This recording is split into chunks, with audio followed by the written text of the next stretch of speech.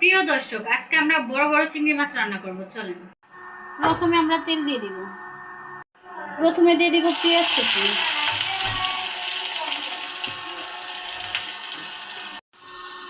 পেঁয়াজ কুচি দিয়ে দিচ্ছি। এখন আমরা সুন্দর করে ব্রাউন কালার করে নিব। হাফ চা চামচ আদা রসুন বাটা, হাফ চা চামচ জিরা ও ধনিয়ার গুঁড়া, সামান্য একটু পানি দিয়ে দিব, 1 চামচ মরিচের গুঁড়া, হাফ চামচ হলুদের গুঁড়া, হাফ চা চামচ লবণ।